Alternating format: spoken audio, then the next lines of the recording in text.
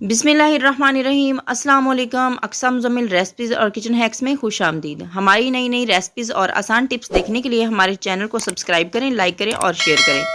आज मैंने सिर्फ 4 से 5 चीज़ों में बहुत ही मज़ेदार टेस्टी वाला अच्छे फ्लेवर वाला घर में चाट मसाला तैयार किया है। अगर आपने भी ये वाला चाट मसाला एक बार घर में बना लिया तो इंशाल्लाह आप बाज़ार का चाट मसाला भूल जाएंगे।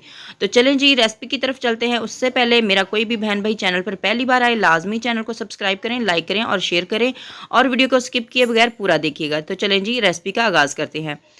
बिस्मिल्लाहिर्रहमानिर्रहीम। यहाँ पर मैंने तवे को रखा है चूल्हे पे और हल्की सी इसके नीचे मैंने आंच जो है वो जला दी, बिल्कुल हल्की सी। और अब हम इसमें सबसे पहले डालेंगे साबुत खुश्क धनिया 4 चम्मच।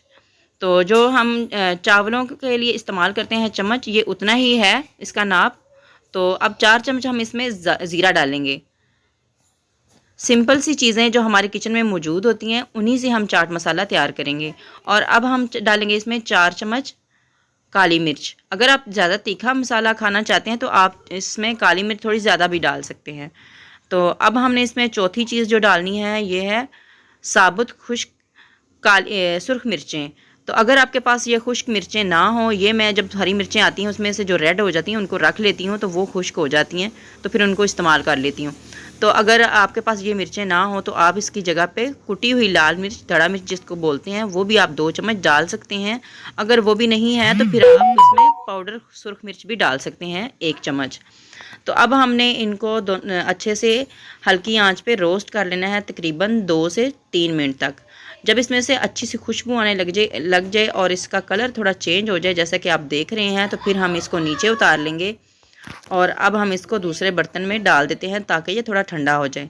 थोड़ा ठंडा होने के बाद हम इनको थोड़ा थोड़ा मसाला डालकर एक ग्राइंडर में डालकर हम पीस लेंगे। अगर आपके पास ग्राइंडर ज़्यादा बड़ी है तो फिर आप एक साथ ही पीस सकते हैं। अगर आप छोटी इस्तेमाल कर रहे हैं तो फिर थोड़ा थोड़ा इसी तरह से जैसे मैं कर रही हूँ इसको पीस सकते हैं। तो यहाँ पर मैंने इसको थोड़ा मोटा मोटा इस तरह से पीस लिया है। एक बार इसको हम दोबारा पीसेंगे, लेकिन अभी मैंने इसको प्लेट में निकाल लिया। अभी हमने कुछ चीज़ें इसमें ऐड करनी है। तो यहाँ पर मैं इसमें डाल रही हूँ आमचूर पाउडर। ये थोड़ा खट्टा फ्लेवर के लिए होता है, तो ये हम इसमें डालेंगे 3 चम्मच।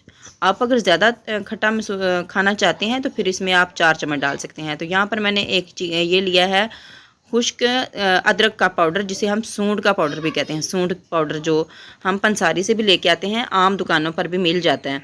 ये 1 चम्मच डालेंगे। और अब हम इसमें डालेंगे काला नमक 2 चम्मच, क्योंकि बीपी के जो मरीज़ होते हैं उनके लिए नमक कम इस्तेमाल किया जाता है। अगर आप नमक ज़्यादा खाते हैं तो फिर आप 3 से 4 चम्मच भी डाल सकते हैं, लेकिन मैंने इसमें 2 चम्मच डाला है।